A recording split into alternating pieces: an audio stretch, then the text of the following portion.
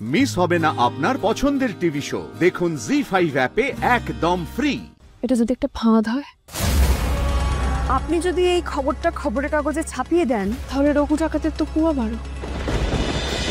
আচ্ছা, আপনি সবকিছু ভুলে যান, আপনাকে কিচ্ছু ভাবতে হবে না, শুধু দাঁততিতার কথাটা একবার ভাবুন। ওরা এটা সহ্য করতে পারবে না জুনিয়র মৃত্যুবাবু।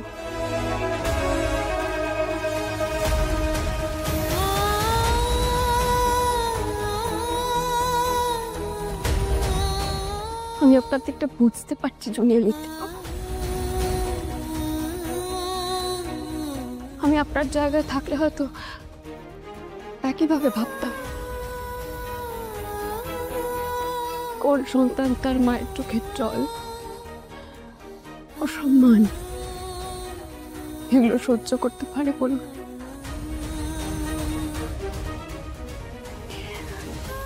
কিন্তু আমাদের তো দুদিকটাই ভাবতে হবে বলুন। এই বৃত্তির বাড়ির সম্মানটা তো আমাদের দেখতে হবে।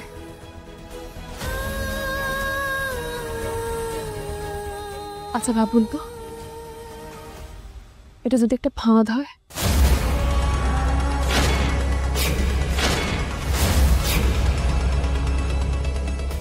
মানে সেদিন যখন বাবা বাড়ি থেকে বেরিয়ে গেছিল, উনি একটা অদ্ভুত হাসি হাসছিলেন।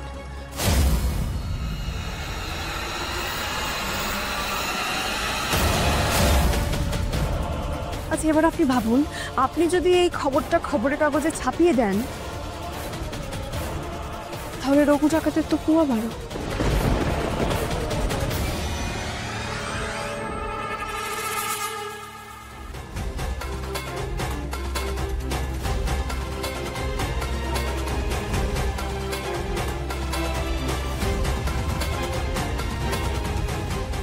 ও ভাববে যে আমরা এই পরিবার নিয়ে মরি, আর ও এদিকে ওই হাইকোর্টে অ্যাপিল করা যে কেসটা, সেটা আরামসে দিতে যাবে।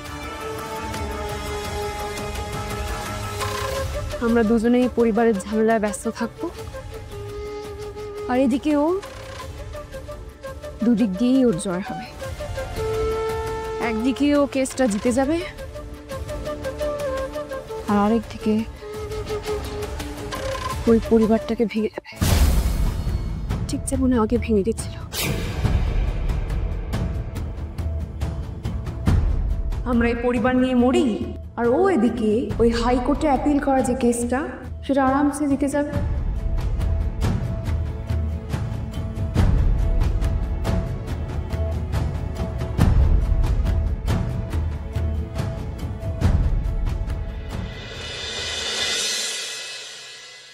ভেবে দেখুন তো জুনিয়র মৃত্যুবাবু,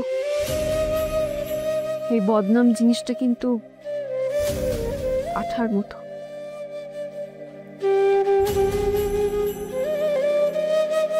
গায়ে লাগলে সেটে যায়।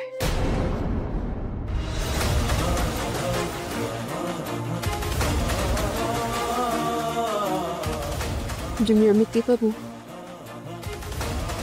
এই বদনামটা রটানো থেকে আটকান, এই মৃত্যুর বাড়ির ভাঙনটা আটকান। এই দায়িত্বটা কিন্তু আমার আর আপনার দুজনের।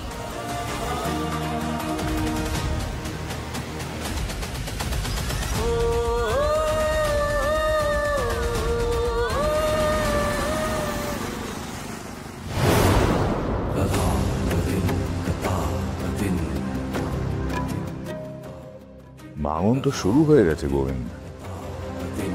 মৃত্যুর বাড়িতে ভাঙনের খেলা শুরু হয়ে গেছে। নীল মাধবপুরের ওই পোড়ো বাড়িতে আর কেউ থাকবে না, কেউ না। এখন শুধু সময়ের অপেক্ষা। কি বলছেন স্যার? সচ?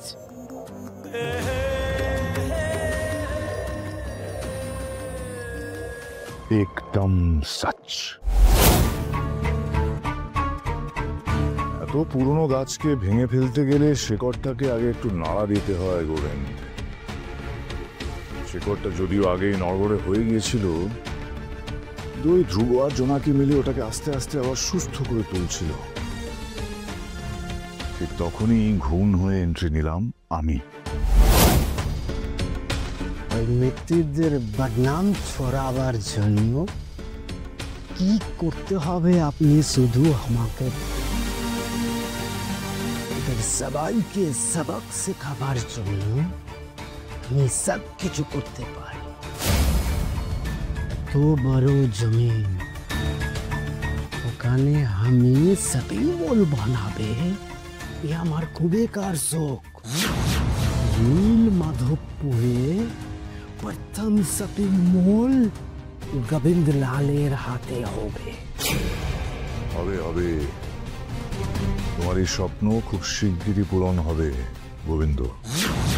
নীল মাধবপুরে মৃত্যুদের নাম চিরকালের মতন মুছে যাবে এবার।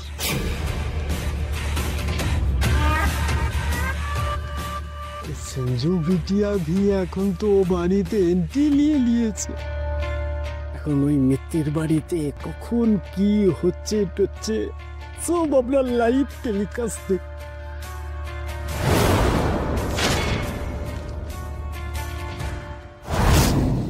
জোনাকি বিশ্বাস যেন কি বলেছিল,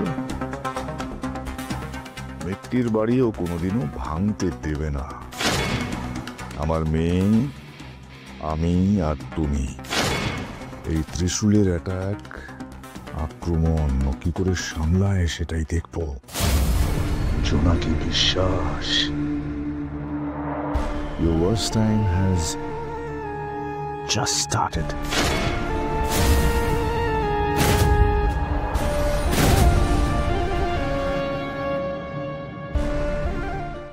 দু হাতে আগলে রাখার স্বামী স্ত্রীর সম্পর্কটাকে এত সহজে কি ভেঙে ফেলা যায়?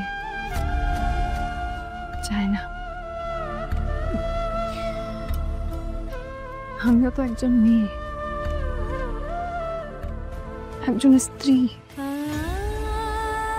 আমি মায়ের দিকটা বুঝতে পারছি আর মিত্তির বাবু। আপনি বলেন না যে মাকে শক্ত হতে হবে?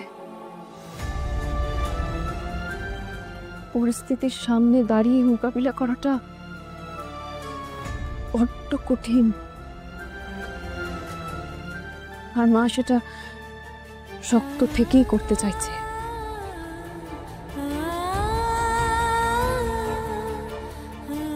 নিজের যুক্তিগুলোকে এভাবে ডিফেন্ড করছো, জাস্টিফাই করছো, হ্যাঁ? কোনো লাভ হবে না জোনাকি বিশ্বাস। এসব ইমোশনাল কথা বলে তুমি মায়ের মনটা গলিয়ে দিতে পারো, কিন্তু আমার মনটা তুমি কখনো গলাতে পারবে না।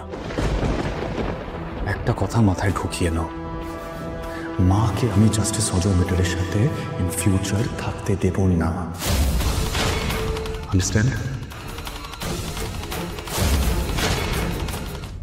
জি5 ডাউনলোড করুন আর সব এপিসোড দেখুন একদম ফ্রি।